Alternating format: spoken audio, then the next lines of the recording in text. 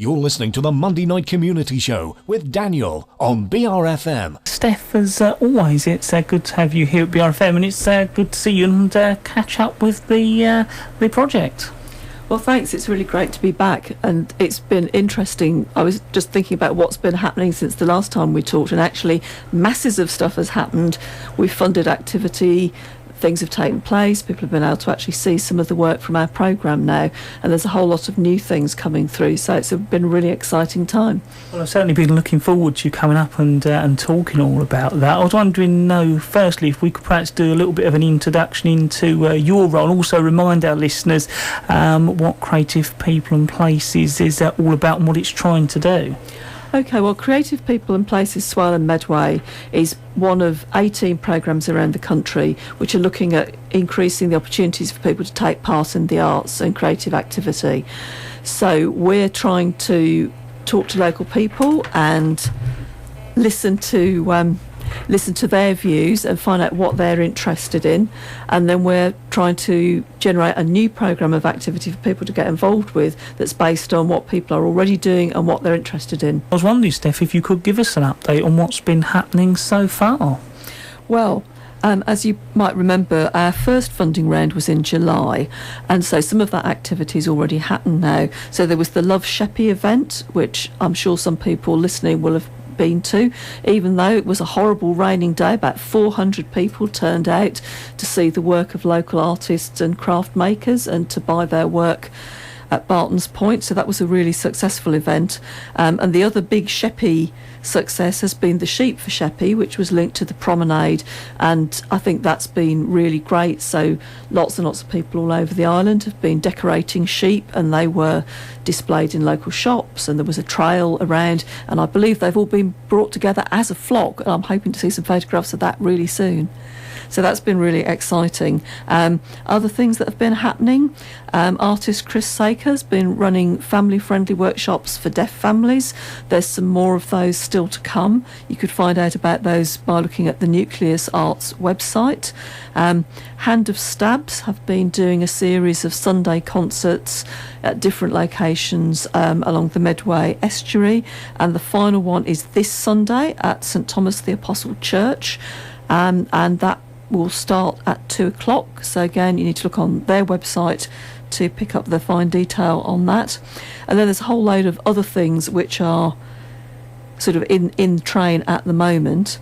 And then last week we had our second funding round, so we've just got a whole lot of new applicants who've really just heard that they've got funding for their projects, and those range from a film project which is linked to the World War One commemoration, a project from Natalie Piper that involves cycling and printmaking, the Cabaret Club in Raynham, a new map of Medway showing where you can go to venues to see arts activity from Medway fine printmakers, and a rather amazing theatre project which is going to pop up in libraries, where there'll be performers who will pop out of the romance section or the sports section with relevant bits of activity and drama. I think that's going to be a lot of fun. I know we're going to talk a little bit more about the out of the ordinary projects next, I think. Yeah, so in our July funding round,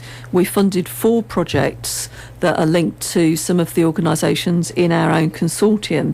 And one of those, of course, Daniel, is one that you know all about, which is Art Transmission, which Yes. you're involved with. Which, I mean, maybe you should say something about that. I think it's a really interesting project. Well, yeah, it is a very exciting project, and it's nice because it's bringing art actually to the radio, because often I interview other artists about their project, or interview Chris or even, you. It's all art related, but this is actually going to bring, a special piece of art or selection of pieces of art to the radio, which is quite interesting. Of course, our listeners can find out a bit more. There's a post on our website and on the blog I do as well, where they can sort of read a little bit more. But it's going to be an interesting project as it progresses and grows. Yeah, and I think it'll be a great opportunity for the artists and communities that are involved in that project to make work that can be on the radio. I think that'll be really, really exciting to see what happens. Yeah, that was one of the things I liked about it. The community groups can be involved with artists. That's the nice bit about it. Yeah, so that's a really great project. And then there's another project called Lookout, which is based on Light Vessel 21, which is a decommissioned lightship moored at Gillingham Pier, and that's going to involve a series of residencies for artists and community members to have some time to kind of think and reflect and think about what they would like to happen in their local communities. That also has a pirate radio element to it, and I believe that the first residency is actually going to involve radio, so there's a whole radio theme going on here. And then the other two projects, Outlands North Kent have got a programme which is called Constant Reinvention, and they're working with two artists and the houseboat community out towards Who, I think, and they're looking at working with that community to develop a sort of floating community space, and that's just in very early stages. And then Crete Creative are working with a whole load of partners, really working up an idea at the moment for Faversham Abbey illuminated, and this is going to be a really ambitious project which will take place on the Faversham Abbey site. The Abbey's not there anymore, but it will use light and projection and performance to create an idea of what it would have been like when the Abbey was really there. Now, I know you wanted to cover a little bit about things that people can actually go to or take part in. Yeah, so, I mean, I think the thing I would really say is sign up for our newsletter. So if you go to our website, which is creativepeopleplace.info, you can sign up for the newsletter, and we're publishing bulletins every so often about stuff that's happening, but there are family workshops from Chris Saker, there are more of those coming up. In the half-term week there's a whole lot of family activity. Physical Folk, which is a performance-based project in Luton, they're going to be running storytelling workshops for families in that same week. There's the Hand of Stabs concert this Sunday, which I mentioned, and then there's a whole lot of other stuff which is coming up a bit further into the future. There's a series of concerts that are going to take place in people's homes in Medway. Those will be coming up over the next few months. The River Voice Community Choir, they're running a couple of workshops for amateur groups. So if you're part of an amateur group and you're interested in marketing and promoting your group, or you're interested in fundraising, there's two free workshops and you can have a look at those. And then they're going to be doing a performance in December, early December. So there's a whole lot of other things that we haven't quite got the dates fixed down for yet, but there's masses of things going on, so it's really worth checking in with the newsletter to see what's happening. And I was hoping you could give us an update on the research and how other people can use what you've sort of doing so far. Okay, well, as you know, we're an action research programme, so we're trying to learn by doing, but we've been doing a creative audit which is really fantastic, and we've published that now on our website. So there's a whole lot of information there that's come from lots of different data sets that tell you about people's the population basis, different ages, where people live, and that's all information that anybody that wants to can use now to look at where their audience might come from, or if they want to do an event, to see what kind of people there are within the sort of catchment area that they're aiming at.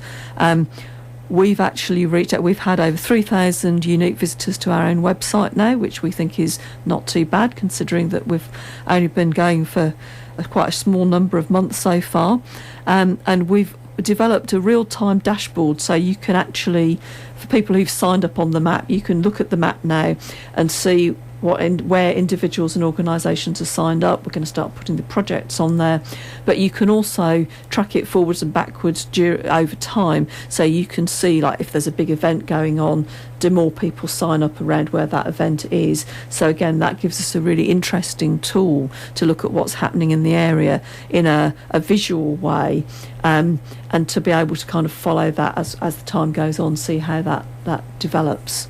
And we've actually, that tool is something that we developed ourselves, but we've actually sold it to one of the other Creative People and Places programmes up in the north, who just thought it was so great they said they'd like us to set it up for them, which we've done, so that's been really, really great. Now next, Steph, you want to talk a little bit about the youth side?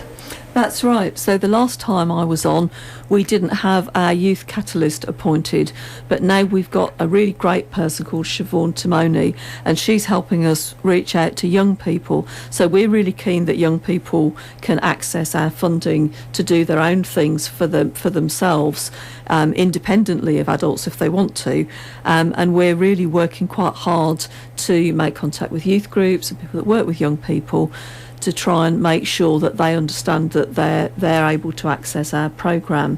And the first thing that we've really got as a kind of big event that will link to that, so we're trying to recruit some young people who'll come in to our offices on Takeover Day in November, so that they can tell us what they'd like our programme to do for them, and then that we can use that information to help us plan for next year and think about how we spend our money for next year.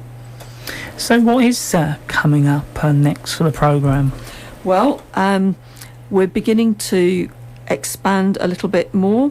We're going to be recruiting some new people to help us with communications and PR, and also to manage our creative network, which will provide training and inspiration and just an opportunity to meet up with other people across the area who are also interested in the arts and creativity. And we're also starting to plan for next year, which I kind of mentioned a little bit earlier. So we'll be talking to lots of people who've been involved with the programme so far, and also I hope lots of people who haven't been involved with it so far, to see what they think we should be focusing on. So when we decide how we're going to spend our money next year, we'll be able to focus it on things that are meaningful for local people and that they think are important. Well, Steph, I just wondered if we could finish up with any useful contact details where our listeners can find out more. Okay, so our website is creativepeopleplace.info. If you go onto the website, you can sign up for our newsletter. It's really great if people would do that. And if you do, you get pinned onto our map as a red spot, so we can see who's talking to us, which is really great. You can email us also, contact@creativepeopleplace.info, or you can email me directly, steph@creativepeopleplace.info. And I know all of that information is on your website as well, isn't it, Daniel? Yes, it is. Well, Steph, if you're happy we've covered everything, I'd like to thank you very much for coming along and updating our listeners. And of course, I look forward to coming back in the future to update us on future projects, and of course how you're getting on and how some of those projects have gone as well. Well, thanks. I'll be delighted to be back soon, and I'm looking forward to seeing what your project's going to be producing very soon too. That's Steph talking to us live in the studio here at BRFM. Of course, Steph, the creative enabler for creative people and places, Swale and Medway.